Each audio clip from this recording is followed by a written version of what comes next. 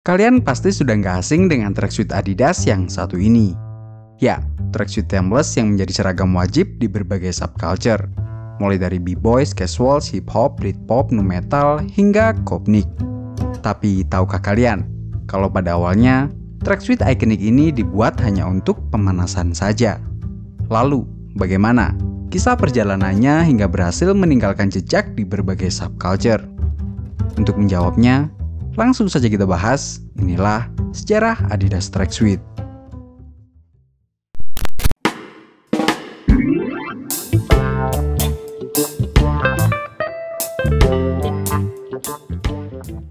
Ini dimulai pada pertengahan tahun 1960-an, saat Adolf Dassler yang merupakan founder sekaligus bos dari Adidas saat itu, mulai penasaran dengan dunia pakaian olahraga. Seperti yang kita tahu, sejak awal kemunculannya, Adidas memang hanya berfokus pada dunia persepatuan olahraga, terutama sepatu sepak bolanya. Mereka tidak memiliki produk lain selain sepatu. Karena hal inilah, Adolf Dassler ingin mencoba untuk mengeksplorasi pasar lain yang cocok untuk Adidas, agar brandnya bisa lebih berkembang lagi. Ia pun mulai mendiskusikan hal ini dengan sang anak, yaitu Horst Dassler, yang saat itu dipercaya untuk memegang kendali pabrik Adidas yang berada di Prancis. Hasil diskusi ini membuahkan sebuah PR untuk Horst Dassler, yaitu melakukan eksperimen tentang potensi pasar pakaian olahraga di Prancis. Dan ternyata, setelah Horst Dassler melakukan riset, ia melihat potensi yang cukup menjanjikan. Ia pun mulai melaporkan hasil tugasnya ini pada sang ayah, yang saat itu juga sedang melihat potensi dari sebuah jenis kain baru bernama nylon. Sebuah kain yang berasal dari bahan serat sintetis yang ringan, menyerap keringat, dan murah. Kedua potensi ini semakin memantapkan keinginan Adolf untuk menjajaki pasar pakaian olahraga.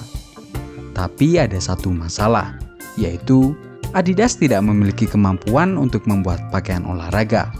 Ya, meskipun saat itu mereka sudah sangat dikenal di dunia sepatu olahraga, mereka masih baru di dunia pakaian olahraga. Mereka masih belum memiliki alat dan pengetahuan yang cukup baik untuk membuat pakaian olahraga. Menyadari hal ini, Adolf Dassler akhirnya memutuskan untuk berkolaborasi dengan salah satu produsen pakaian olahraga terbaik di Jerman, yaitu Georg Swan. Pengembangan pakaian olahraga pertama Adidas ini dimulai dari tahun 1966 dan baru dirilis tahun setelahnya, pada tahun 1967. Ini adalah konsep desain akhir yang disetujui. Sebuah pakaian olahraga dengan 3 garis panjang di samping atasan dan celananya, yang terbuat dari bahan campuran antara nylon dan wool. Di atasnya terdapat resleting di tengah yang berguna untuk mempermudah pemakaian. Celananya didesain dengan fit ramping setumit agar pergerakan atlet bisa tetap leluasa. Dan untuk mempromosikan produk barunya ini, Adidas mengontrak pemain sepak bola terbaik Jerman saat itu, yaitu Franz Beckenbauer, aka Der Kaiser. Adidas bahkan memberi nama pakaian olahraga pertamanya ini dengan nama Adidas Beckenbauer. Dari sinilah perjalanan tracksuit Adidas dimulai.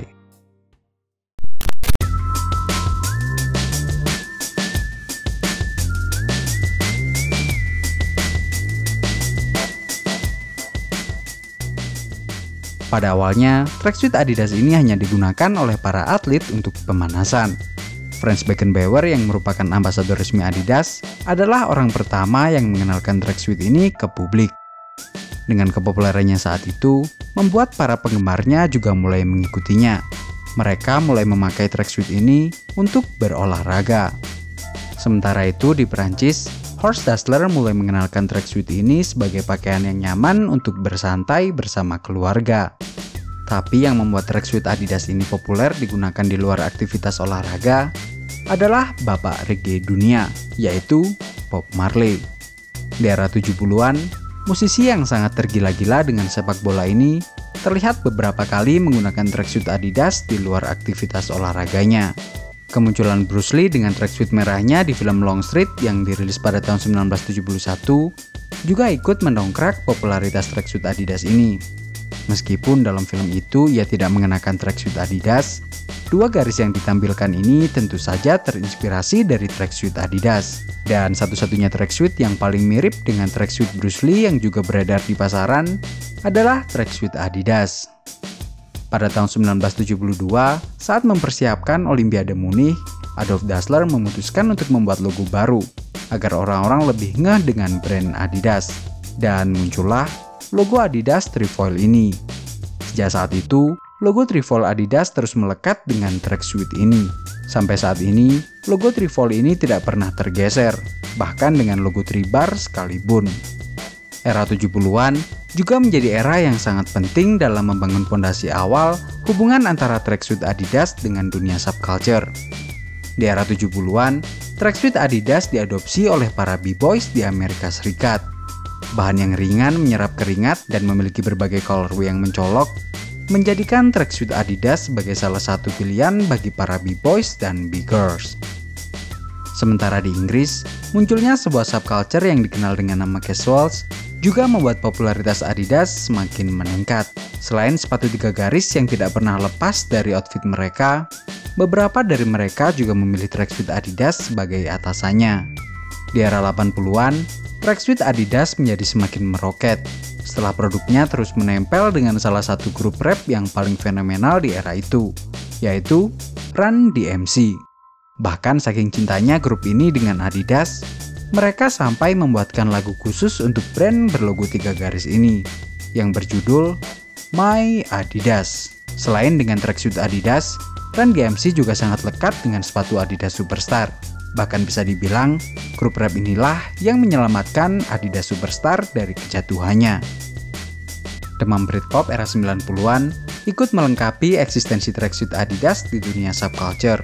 Para musisi seperti Liam Gallagher dari Oasis hingga Ian Brown dari Blur terlihat beberapa kali mengenakan atasan tracksuit Adidas, atau lebih sering disebut dengan track top. Sementara di belahan Eropa lain, tracksuit Adidas juga meninggalkan jejaknya. Tracksuit ini terlihat sering dipakai oleh para penikmat musik gabber di Belanda dan kopnik di negara-negara bekas Soviet. Nah, kalau kalian penasaran apa sih gabber dan kopnik ini? Aku punya rekomendasi playlist di YouTube.